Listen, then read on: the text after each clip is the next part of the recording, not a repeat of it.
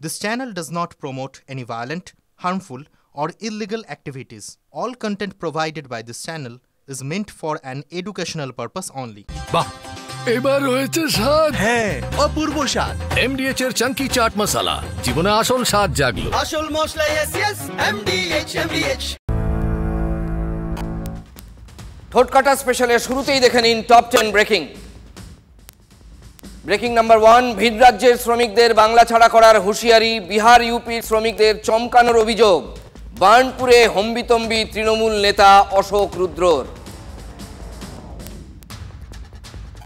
2 নম্বর breaking, হাওড়ার ডোমজুড়ে গ্রেফতার অবৈধ বাংলাদেশি, ধৃতের কাছে ভুয়ো আধার, ভুয়ো ভোটার কার্ড। 3 নম্বর ব্রেকিং, হরিদ্বারে মনসা দেবী মন্দিরে পদপিষ্ট হয়ে মৃত 6, মন্দিরের সিঁড়িতে ওঠার পথে দুর্ঘটনা। 4 নম্বর ব্রেকিং, পঞ্চায়েতের অস্থায়ী কর্মীদের বিএলও হিসেবে নিয়োগ, আরামবাগে অভিযোগ বিজেপির। ব্রেকিং নাম্বার 5, শুভেন্দু অধিকারীর নিশানায় বিডিওদের একাংশ, অস্থায়ী কর্মীদের বিএলও করলে গ্রেফতার করতে হবে, যারা নিয়োগ করছে তাদের গ্রেফতারি চাই, দাবি বিরোধী দলনেতার। 6 নম্বর ব্রেকিং, বাঙালি ইস্যুতে কাল বোলপুরে মমতা বন্দ্যোপাধ্যায়ের মিছিল, মমতার সফরের দিনই বীরভূম তৃণমূলে রক্তারক্তি কাণ্ড। 7 নম্বর ব্রেকিং, বাংলার বাসিন্দাকে এনআরসি নোটিশ অসমের, আলিপুরদুয়ারে প্রতিবাদে নামছে তৃণমূল। 8 নম্বর ব্রেকিং, আরও একটা যুদ্ধ থামানোর দাবি ডোনাল্ড ট্রাম্পের, যুদ্ধ থামাতে রাজি হয়েছে থাইল্যান্ড এবং কম্বোডিয়া, দাবি করলেন মার্কিন প্রেসিডেন্ট ডোনাল্ড ট্রাম্প।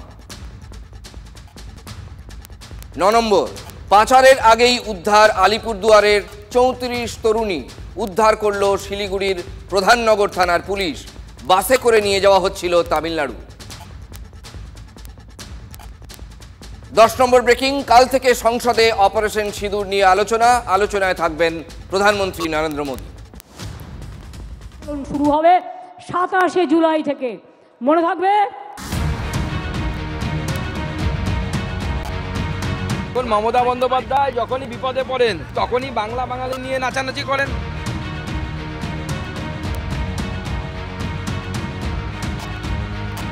এখানে গুজরাটি ভাষায় কথা বলেন, আমরা তাদের সম্মান জানাই সেই মাতৃভাষাকে। পুরানায়ে দিবসনে শ্রুতিও সুবিসায়লি, সুখের দুঃখের কথা কব প্রাণ জুড়াবে তাই। উনি বাংলাদেশে মুসলমান রোহিঙ্গাদের কথা বলছেন, ওরা বাঙালি নয়। বাংলা ভাষার উপর সন্ত্রাস মানছি না, মানব না।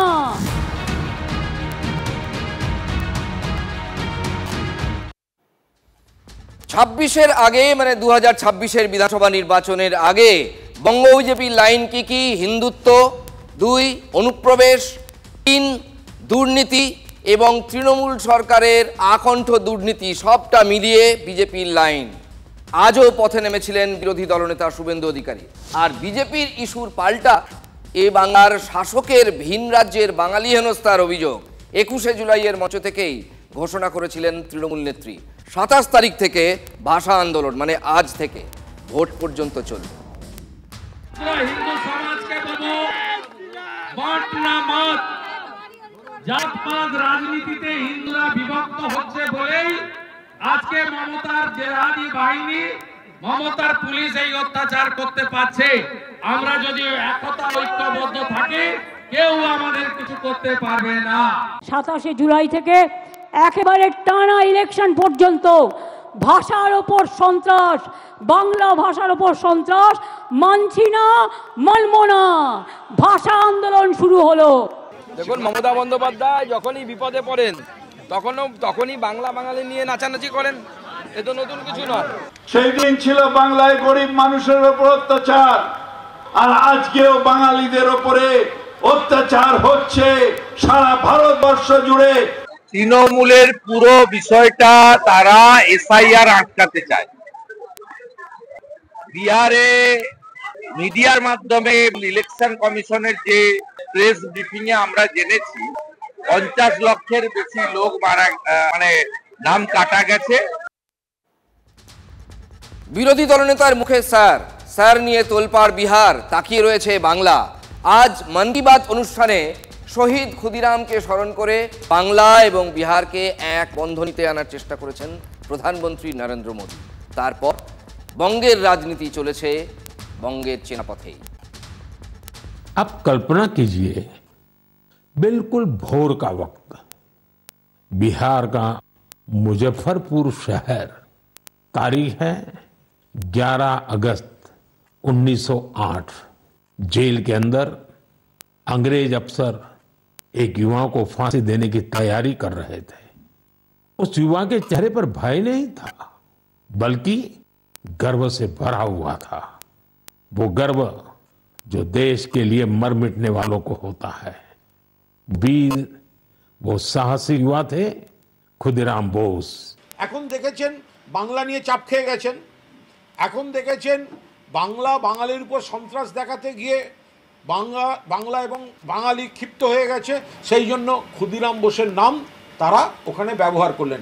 ভোটে দাঁড় করানোর কথা আছে, তখন তিনি গুজরাটিকে ধরে আনেন, কখনো মহারাষ্ট্র থেকে সাকেত গোহলেকে ধরে আনেন, কখনো ইউসুফ পাঠানকে ধরে আনেন, কখনো বা বিহার থেকে বা দিল্লি থেকে কীর্তি আজাদ ঝা সাহেবকে ধরে আনেন। সেটা হচ্ছে নানা ভাষা, নানা মত, নানা পরিধান, বিবিধের মাঝে দেখো মিলন মহান। আমরা বাংলা, আমরা বাঙালি, কিন্তু তার সঙ্গে আমরা তো ভারতীয়।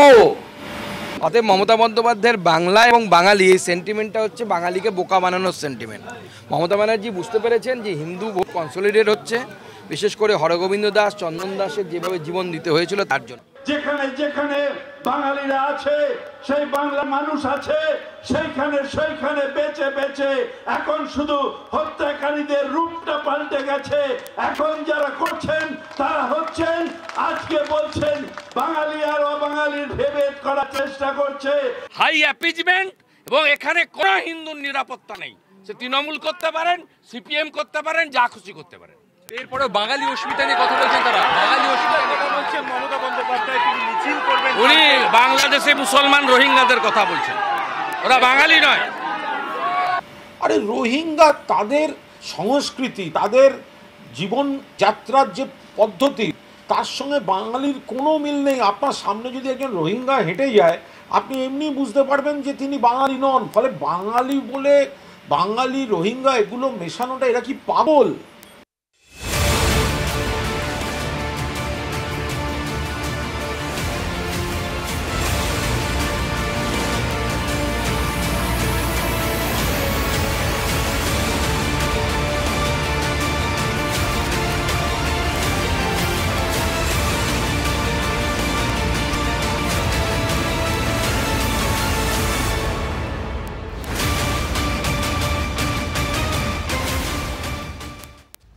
মুখ্যমন্ত্রী মমতা বন্দ্যোপাধ্যায় অভিযোগ করছেন ভাষা সন্ত্রাস চলছে। বাংলা বললেই বাংলাদেশি বলে দেগে দেওয়া হচ্ছে।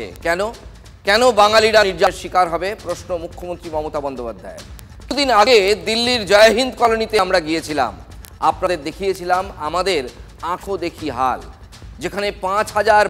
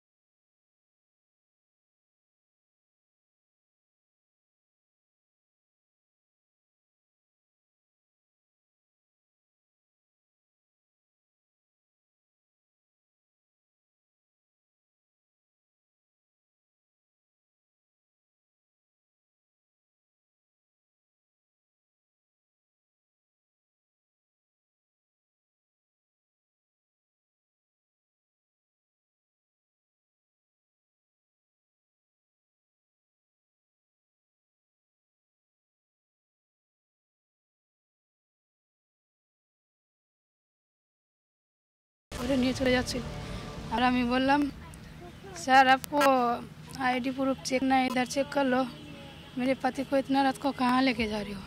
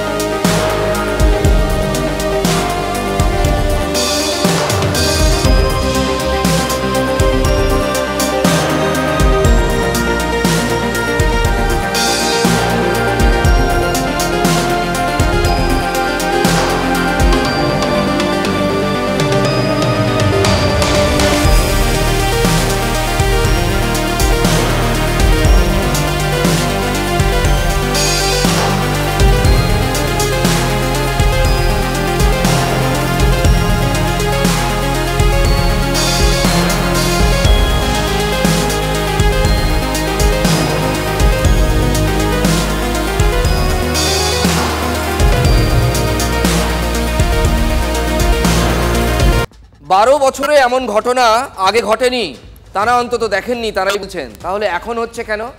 হরিয়ানার মুখ্যমন্ত্রী নয়াব সাইনি ঘোষণা করেছেন হরিয়ানায় বাংলাদেশি অনুপ্রবেশকারীদের কোনো জায়গা নেই, তাদের রাজ্য থেকে তাড়িয়ে দেওয়া হবেই। বাংলাদেশি অনুপ্রবেশকারীদের জন্য পশ্চিমবঙ্গের মুখ্যমন্ত্রীর সহানুভূতি দুর্ভাগ্যজনক, এমন কথা বলেছেন হরিয়ানার মুখ্যমন্ত্রী।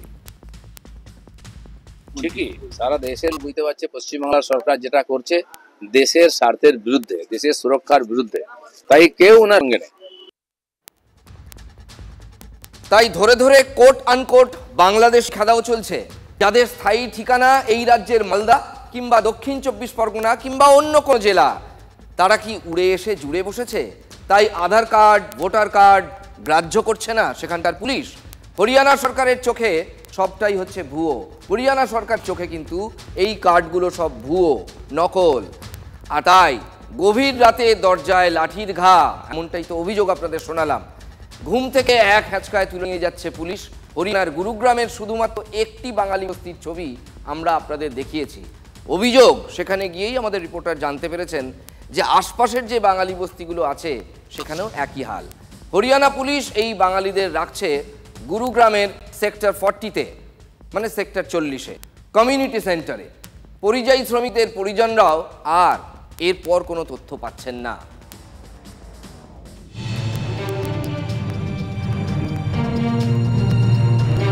এই মুহূর্তে আমরা দাঁড়িয়ে রয়েছি গুরুগ্রামের সেক্টর 40-র একটি কমিউনিটি সেন্টারে। এই সেন্টার এই মুহূর্তে আর সরকারি কমিউনিটি সেন্টার নেই। এই সেন্টার আদতে বাঙালি মানুষদের বাংলাদেশি সন্দেহে হরিয়ানা পুলিশ আটক করার পর হোল্ডিং এরিয়া বা ডিটেনশন সেন্টার হিসেবে ব্যবহার হচ্ছে।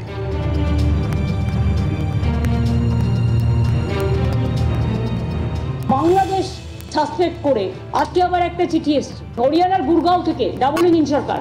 অনেকগুলো নাম দিয়ে বলা হচ্ছে, মানে ডিএমদের কাছে এবং এসপিকেও বলা হচ্ছে যে নামগুলো সব ভেরিফাই করে ইমিডিয়েট আমাদের জানা, এমএইচ এর গাইডলাইন্স অনুযায়ী।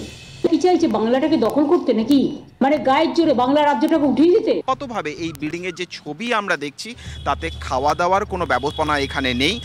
সাধারণ মানুষকে এই জায়গাতে একেবারে মেঝের ওপরে গদি পেতে তাদেরকে থাকতে হয়েছে। কিন্তু কি অবস্থার মধ্যে তার ছিল এই বিল্ডিংটার ভেতরের কয়েক ঝলক ছবি দেখলে পরেই তা কিছুটা স্পষ্ট হচ্ছে। কিন্তু একটা বিষয় স্পষ্ট, যে এখানে তারা থাকার পরে যে খবর আমাদের কাছে আসছে যে তাদের বাড়ির লোকের কাছে আদৌ কোনো খবর ছিল না যে সেক্টর 40-র এই ডিটেনশন সেন্টার বা এই কমিউনিটি সেন্টারে তাদের বাড়ির প্রিয়জন রয়েছে। যখন তারা খবর পান, যখন তারা এই এলাকায় ছুটে আসেন, ঠিক তখনই এই জায়গা থেকে সকলকে সরিয়ে দেওয়া হয়েছে। এই মুহূর্তে একজন মাত্র পুলিশ কর্মী এবং একজন মাত্র এখানে আটক রয়েছেন, আরও কয়েকজন ছড়িয়ে ছিটিয়ে বাইরে রয়েছেন যাদের ডকুমেন্টস ইতিমধ্যেই চেক করা হয়ে গিয়েছে, কিন্তু ওদের কোনোভাবেই কথা বলতে দেওয়া হচ্ছে না। সারা ভারতবর্ষব্যাপী বাঙালিদের উপর একটা অত্যাচার চলছে। আর এই বিজেপি যেগুলো আছে না, শুভেন্দু অধিকারী প্রতিনিধি, এরা ওই গুজরাটের মন্ত্রীগুলো পায়ের তলায় পড়ে থেকে বাঙালিদের অপমান করা। এরকম কোনো ডিটেনশন ক্যাম্প কোথাও তৈরি হয়নি। সেইখানকার সরকারের নিয়ম হচ্ছে তারা চিঠি লিখবে পশ্চিমবঙ্গ সরকারকে, পশ্চিমবঙ্গ সরকারকে চিঠি পাঠাচ্ছে হরিয়ানা সরকার 56 জনের মতো লিস্ট দিয়ে, যে আপনারা বলুন যে এরা বাংলার নাগরিক কিনা, এরা বাংলা থেকে আধার কার্ড ভোটার কার্ড তৈরি করেছে কিনা। তো হরিয়ানা সরকার তো পশ্চিমবঙ্গ সরকারকে জিজ্ঞেস করছে। ভাষা সন্ত্রাস চলছে, আমি সবাইকে বলবো কেউ ভয় পাবেন না। স্বাভাবিকভাবেই এই মানুষগুলো তারা চরম উদ্বেগের মধ্যে দিন কাটাচ্ছেন। আমরা আমাদের কাজ আমাদের মতো করব, মানুষকে রক্ষা করা আমাদের দায়িত্ব এবং কর্তব্য। পশ্চিমবঙ্গ সরকার কেন তাড়াতাড়ি এদেরকে সার্টিফাই করছে না যে এরা পশ্চিমবঙ্গের পশ্চিমবঙ্গের নাগরিক বা পশ্চিমবঙ্গ থেকে ভোটার কার্ড বানিয়েছে, আধার কার্ড বানিয়েছে?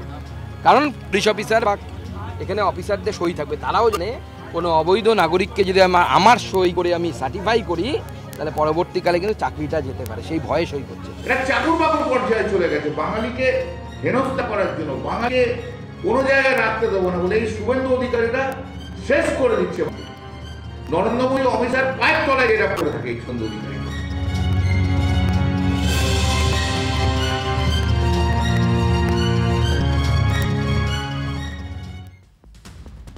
গুরুগ্রামে বাংলাভাষী মহল্লায় ঘরে ঘরে তালা পড়ছে, ভয়ে ঘর ছেড়েছেন বহু বাংলাভাষী। একের পর এক ঘরে যে তালা ঝুলছে সেটা তো দেখলেন। হরিয়ানায় বাঙালি হেনস্থায় ফুঁসছেন তৃণমূলের শ্রমিক নেতা। ফুঁসছেন কারণ ওই বাঙালি মহল্লা থেকে যে পরিযায়ীরা ফিরে আসছেন তাদের অনেকেরই ঠিকানা মালদা জেলা। এমনকি যে 7 জনকে বাংলাদেশি সন্দেহে সেখানে আটকে রাখা হয়েছে বলে অভিযোগ, তারাও মালদাজারি মানুষ, হরিশ্চন্দ্রপুরের। সেই উদ্বিগ্ন শ্রমিক পরিবারগুলোর বাড়িতে গিয়ে রাজনীতির সুর চড়িয়ে দিলেন বিশ্বজিৎ হালদার, জেলা তৃণমূল শ্রমিক গঠনের সভাপতি। হুঁশিয়ারি, বিজেপি নেতাদের ছাড়া হবে না, ঘেরাও করে রাখবো। এই বিজেপি যারা করছে, বিজেপির চক্রান্ত করছে, বিজেপির যা এমএলএ আছে, এমপি আছে যারা, এবং বিজেপির নেতারা এলাকায় ঢুকলে আমরা এদেরকে উপযুক্ত ব্যবস্থা নেব এবং আপনারা এদের প্রতি গর্জাতে হবে, এদেরকে ধরতে হবে যে এরা পশ্চিমবাংলায় রাজনীতি করছে, মানুষের কাছে এসে ভোট চাইছে, আর এরা আমাদের বাঙালিদেরকে বাইরের রাজ্যে গেলেই তাদেরকে অত্যাচার করছে, অন্যায় করছে, জেলে ভরে রাখছে। এগুলো কিন্তু চলতে পারে না। আমরা আগামী দিনে বিজেপির নেতাদেরকে ছাড়বো না, বিজেপির নেতাদেরকে আমরা ধরবো, বিজেপির নেতাদেরকে আমরা ঘেরা করে রাখবো, আমরা আটকে রাখবো ওদেরকে। যে ওরা আমাদেরকে কেন, বাঙালিদেরকে কেন বাইরের রাজ্যে কেন করবে? আমাদের পশ্চিমবাংলায় সব ধর্মের মানুষ, সব ধর্মের মানুষকে কাজ করছে। আর আমার দেশ, আমার রাজ্যের, আমার জেলার মানুষ যাবে হরিয়ানাতে, পাঞ্জাবে যাবে বা আমার উত্তরপ্রদেশে যাবে, সেখানে আটকে রাখবে, এই জিনিস মানতে আমরা পারবো না। তৃণমূলের নেতারা গিয়ে সেই সমস্ত বাড়িতে নানা রকম উত্তেজক বক্তব্য দিয়ে আসছেন। এরপরে যারা আসবে তাদেরকে ধরে বেঁধে রাখবেন। এই পশ্চিমবাংলার মানুষ সহ, এই মালদা জেলার মানুষ সহ সাধারণ মানুষ এদের ছাড়বে না, সাধারণ মানুষকে এদেরকে ঘিরে ধরবে যেভাবে। এবং আমরা তৃণমূল কংগ্রেসের পরিবার, আমরা একদম গণতান্ত্রিকভাবে এই সমস্ত বিজেপির নেতাদেরকে আমরা কিন্তু ছাড়বো না এবং আমরা তার বিরুদ্ধে ব্যবস্থা নেব। আমি সেই সমস্ত নেতাদের বলতে চাই যে যারা এখনো বাইরে বিজেপি শাসিত রাজ্যে গিয়ে কিছু কাজকর্ম করে অর্থ সংস্থানের ব্যবস্থা করছেন, তারা এই জাতীয় উত্তেজক বক্তব্য শুনে যদি সেই এলাকায় কিছু করেন তাহলে তাদের সর্বনাশ এই জন্যই ঘটবে যে ওই রাজ্যে গিয়েও তারা কিন্তু আর কোনো কর্মসংস্থানের ব্যবস্থা করবেন না। বিজেপির মালদা জেলা সভাপতি অজয় গঙ্গোপাধ্যায় যে আশঙ্কা প্রকাশ করছেন তা কি খুব ভুল? তিনি কি কিছু ভুল বলছেন? রাজনীতির এই সংঘাতে ভিন রাজ্যে গিয়ে সব থেকে বেশি সাফার করতে হয়, ভুগতে হয় পরিযায়ী শ্রমিকদেরই। রাজনীতির জাঁতাকলে পড়েছেন তারা, সেটা তৃণমূল জানে, কিন্তু বিলক্ষণ জানে। তৃণমূল বলছে ডিটেনশন ক্যাম্প, কিন্তু এই আমাদের দেশে অসম ছাড়া আর কোথাও কোনো ডিটেনশন ক্যাম্প নেই। এটা তৃণমূল বলছে ডিটেনশন ক্যাম্প, সেখানকার সরকার কিন্তু বলছে কমিউনিটি হল। তাছাড়া তৃণমূল শ্রমিক নেতা যে হুঁশিয়ারি দিয়েছেন তা তার দলেরই স্ট্যান্ড। 21শে জুলাইয়ের মঞ্চে আন্দোলনের খাঁচাটা বেঁধে দিয়েছিলেন তৃণমূল সুপ্রিমো। মিছিল হবে, ধর্ণা হবে, আর যে পরিবারের লোককে ডিটেনশন করবে তার বাড়ির সামনে বসে যাবেন বিজেপির নেতাদের জবাব দেওয়ার জন্য। কথায় কথায় আমার বাড়ির সামনে যাওয়া, কথায় কথায় নবান্ন অভিযান, তার কথায় কথায় আপনাদের নেতার বাড়ি অভিযান হবে না কেন? আচ্ছা, একটু দেখুন তো আমরা এখানে আমাদের বিগ ওয়ালে কি লিখেছি, কি প্রশ্ন তুলছি আমরা। অস্ত গেলেন কেষ্ট, কেন বলছি এ কথা? দিনকে দিন নানা ঘটনায় এই জল্পনাটা কিন্তু বাড়ছে। অ্যাটলিস্ট বীরভূমের রাজনীতিতে, বাংলার রাজনীতিতেও বাড়ছে, বীরভূমে তো বাড়ছেই। 2000 সালের 27শে জুলাই নানুরের সুচপুরে খুন হয়েছিলেন 11 জন ক্ষেত মজুর।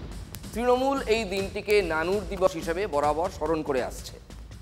এবার নানুর দিবসেই ভাষা আন্দোলনের ডাক দিয়েছেন মুখ্যমন্ত্রী মমতা বন্দ্যোপাধ্যায়। মানে আজ নানুর দিবস, আজ থেকেই তৃণমূলের ভাষা আন্দোলন শুরু হলো। কাল বোলপুরে মিছিল করবেন মমতা ওই ইস্যুতেই। ঠিক তার আগের দিন পালিত হয়েছে নানুর দিবস। মুখ্যমন্ত্রী মমতা বন্দ্যোপাধ্যায় যে শহীদ মঞ্চ কলকাতা, সেখান থেকে বলেছিলেন এই নানুরের শহীদ দিবস, তারপরেই ভাষা আন্দোলনের সূচনা হবে। সে মতো মুখ্যমন্ত্রী আজ আসছেন এবং আগামীকাল বোলপুরে পদযাত্রা করেন, ভাষা আন্দোলনের সূচনা করবেন।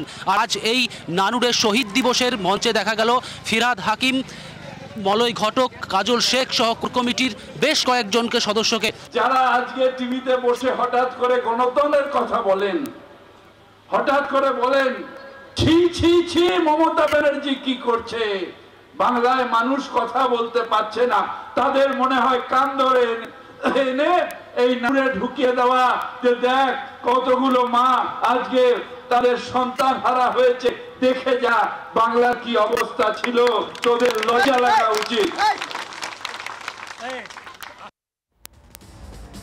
নানুরের হাটসেরান্দি গ্রামের অনুব্রত মণ্ডলের রাজনৈতিক উত্থান শুরু হয়েছিল এই নানুর গণহত্যার পর থেকেই। অথচ আজ নানুর দিবসের যে দলীয় অনুষ্ঠান, সেই মঞ্চে অনুব্রতকেই দেখা গেল না। তৃণমূলের বীরভূম জেলা সভাপতির পদ তিনি খুইয়েছেন, কোর কমিটির চেয়ারম্যানও তিনি আর নেই।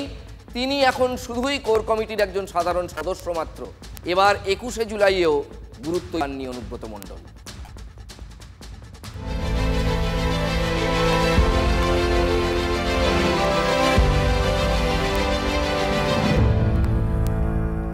যদি MDH কিচেন কিং কিচেনে থাকি তো আমরা যা ইচ্ছে তৈরি করতে পারি। বেগুনের ভর্তা, আলু কপি, ভিন্ডি মশলা, আরো অনেক কিছু। MDH